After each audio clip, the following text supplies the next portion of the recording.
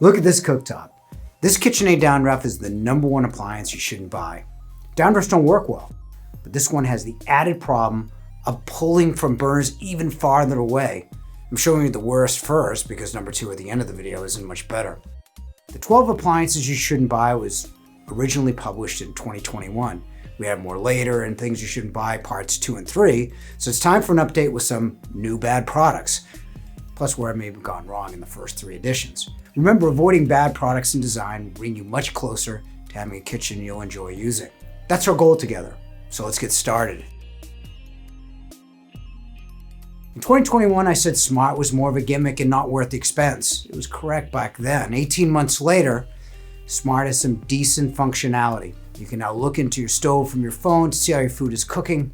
Many brands like Gagano and others have unique cycles available only on the app. For the profile washer, you can customize your detergents. For this Gagano, you can make 34 different types of coffee. G and LG are still working on smart diagnosis, where the machine will signal you the issue and the correct part to fix, saving weeks of repair time. So smart is finally getting smart. It's true we haven't been able to fry anything on an air fry mode, mostly because the oven is too big. And Sous Vide is a 2-hour cycle and you have to finish the food for texture. These cycles are part of most ranges these days. You aren't paying any more. Maybe I was a little hard on Samsung for their new Bespoke line. Sure, you can turn your refrigerator all pink if you want to. It's your kitchen. However, remember what I said in the first video, range is essential in every kitchen plan, so start with color there before you turn the refrigerator into a sea of different finishes. Matching Bespoke is a problem because the options on the other appliances are limited, especially with black stainless and Tuscan. FamilyHub is another good idea. Getting your family to any centralized anything seems worthwhile and beats my idea for a fridge. But your teenager is probably reaching for their phone before interacting with you through the refrigerator. FamilyHub is a good idea, I'm just not sure it's worth the extra money. Flex Duo is another great idea, morphing transformer-like from 2 smaller stoves to 1 larger. Technically you can't use both stoves at the same time on many temperatures, but at least you'll have the one that will. Well, black stainless is still with us. That finish is harder to kill than Dracula. I didn't depreciate $23,000 worth of high-end French door refrigerators in this video for no reason. But black stainless is a coating, like tape. You can easily scratch it, and there's no fix for the scratches or warranty for the inevitable scratch. Don't buy it unless you don't use your kitchen or live in a museum. Use a pop of color on the range and maybe the hood. Adding colors as a focal point makes temporarily trendy into something permanently unique. You can always panel your refrigerator and dishwashers well if you're looking to get away from stainless steel. 44 decibels is the standard for a quiet dishwasher, or when the human ear can't detect an operating dishwasher. You don't need extra quietness and pay more. That said, brands now offer more reasonable 39 decibel dishwashers like Bespoke or KitchenAid, but you don't need to spend $2,000 for a much quieter dishwasher in a premium brand unless you want other features. This mega capacity LG is advertised on the website at $19.99. It's only 0.8 to 1.3 cubic foot bigger, while being $1,000 to $1,300 more expensive than their more popular front-load washers. Some of the larger Samsungs and LGs also lack features like automatic dispensers of the smaller machines. Lastly, if you still want one, check the size of your laundry room. Chances are at 35 inches plus, it probably won't fit.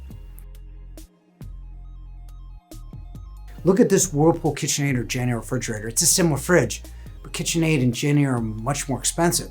But many brands market the same products produced by the same company, like microwave drawers made by Sharp. Every brand has one, but they're identical to Sharp for much higher prices. In this case, by the least expensive, which oddly enough is this Bespoke at $14.99 with a 5-year warranty. On the other hand, if you're selling or flipping a house, better brand names can help you unless they watch this video.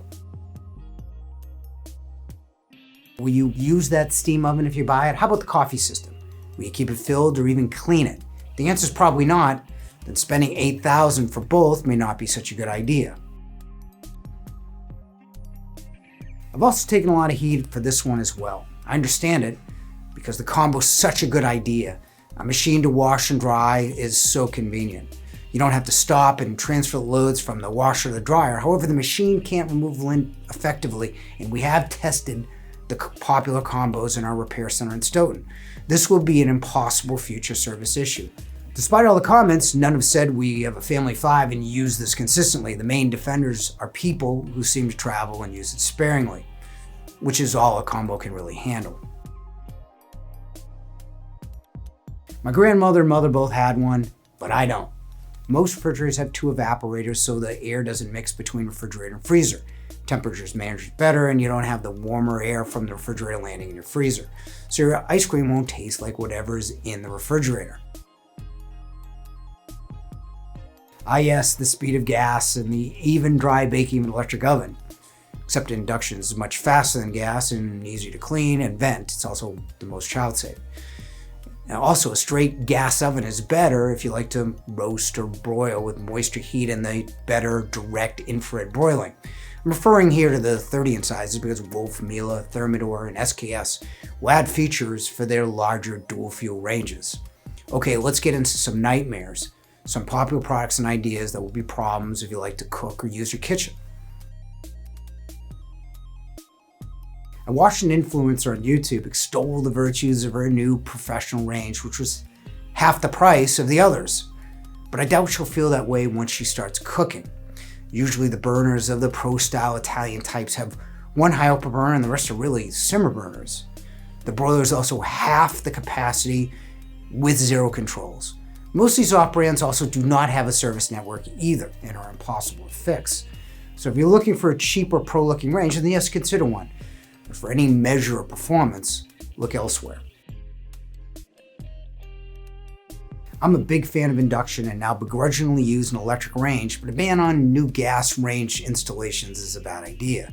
I understand that gas produces a toxic mixture of formaldehyde, CO2, nitrogen dioxide, formaldehyde, particulate matter, among others. But burning fast to some degree will produce some even in induction or electric cooking. The problem is power. It's 25 amps more for electric versus gas. Multiply that by the installations, and you need a lot of power nationally. For your home, it will require added electrical capacity and wiring to handle the added power of an induction or electric stove. The cost is roughly $3,000 per home if you could find an electrician to do it.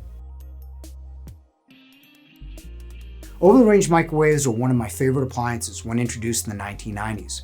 However, they haven't changed much while stoves have. The most powerful gas burners are in the front of the stove at about 22 inches, while the OTR is about 16 inches deep.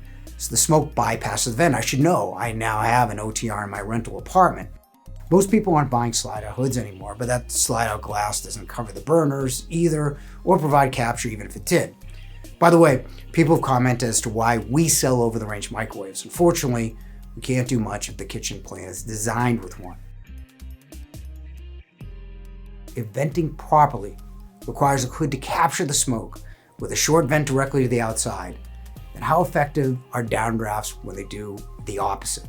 Downdrafts are a 1980s or 1990s way of putting your cooking in an island to entertain your guests without losing the visual by having an overhead hood. It was bad in the 1980s when your average burner was about 6,000 to 10,000.